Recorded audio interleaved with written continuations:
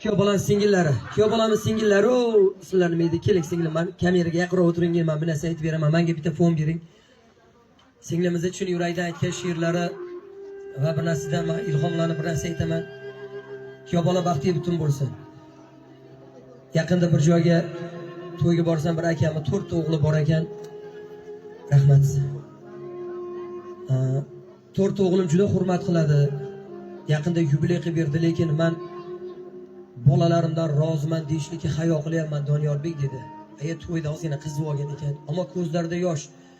Ya ota, va umri davomida ota-onasiga yubiley qilib bermay o'tib ketganlarni ishda. Shashliklarni olib keladi deyapsiz.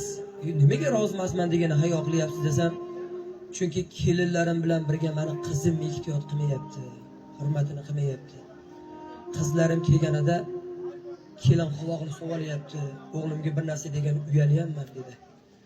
Men o'shanda o'ylab uyga borib bir narsani tushunib yetdimki, biz o'g'illar ota-onani agar boshimizda ko'tarib Makkatullohga olib boraylik, kuniga 4 shashlik olib kelib, yiliga yubiley qilib belaylik, lekin mana bunday insonlarning ko'nglini og'ritib tursak, ota-onamiz bizdan rozi bo'lmasak opa. Lekin ularni Makkatullohga olib borishga qurbimiz yetmasin, yubiley qilib berishga qurbimiz yetmasin, farzanddan rizqdan orttira olmaylik. Lekin 4 non olib, yo'masa telefonda ish bo'lmaganda, singiljon tuzaymisan deb Mash insonni duosini olib yo'qlab turadigan bo'lsak, ota-onamiz faqat bizni haqqimizga duo qilar ekan, roziman deb. Senga o'xshagan bir yigit bor ekan, qara singling qanday yurakdan gapiryapti. Ukamni omadini bergin Xudoyim, hamma singillar ayta olmaydi opa. Bir yigit bor ekan, qaddini hech kim buka olmas ekan. Seni bu yurishlaring mana shu insonning duosi kuyov bola. Hech kim qaddini buka olmas ekan. Shohni jahli chiqib oldiga lashkar boshini chorlabdi. Bor lashkaring bilan borib, shu bitta yigitni mag'lub qilib kel. Lashkar boshi bor lashkari bilan borib, bitta yigitdan mag'lub bo'lib ortga qaytibdi.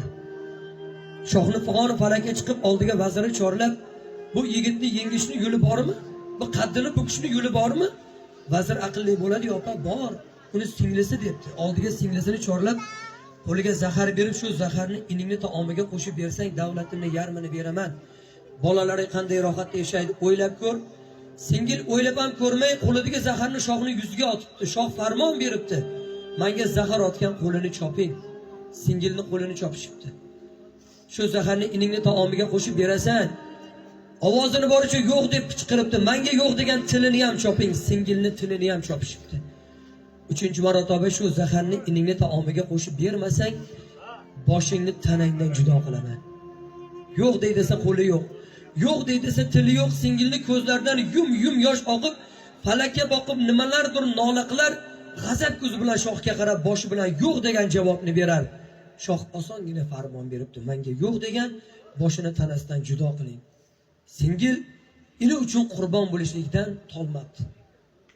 Shunda hamma o'y xayolga botib qolganida vazir battob, shu zaharni iningni taomiga qo'shib berganingda bolalaring qanday rohatda yashaydi, endi ota-onang bu azobga qanday chidaydi sensizlikka. Shunda singilni yuragi tilga kirib aytgan ekan, kuyov bola, meni inimni qaddini butun dunyoni shohi bir bo'lsa ham buka olmaydi, g'animga bo'yini ega olmaydi. Sababi nedir deyishganda, sababi men har tong turib qiladigan yoki tunda qiladigan birinchi duoyim inimni haqqiga bo'ladi. Singilni hech qachon birinchi duosi ota-onaning haqqiga bo'lmas ekan, yo bolasini haqqiga bo'lmas ekan, ini uchun bo'lar ekan.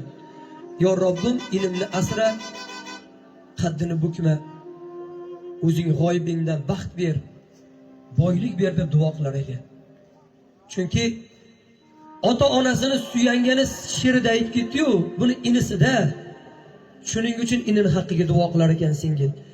Ikkinchi qiladigan duosi yana ota-onaning haqqiga bo'lmas ekan, opalar, turmush o'rtog'ining haqqiga bo'lar ekan. Yaxshi ayolning duosi. Yo Robbim, mana turmush o'rtog'imni o'zing asra, uyimdan 7 qadam chiqqanda halolidan ne'mat ber, meni bolalarim halol luqma bilan katta bo'lsin. Ertaga ortimdan duo qiladigan zurriyot bo'lsin. Keyin 3-chi qiladigan duosi ota-onaning haqqiga bo'lar ekan. Kelin bola, yaxshilab eshitib turing. Va singillarim sizlar yaxshilab eshitib turinglar shu joytini. Yo Robbim, iymonda insofda meni barakotli qiligin, turmush o'rtog'imning roziligini olib, otamga, onamga jannatda toj kiygizay.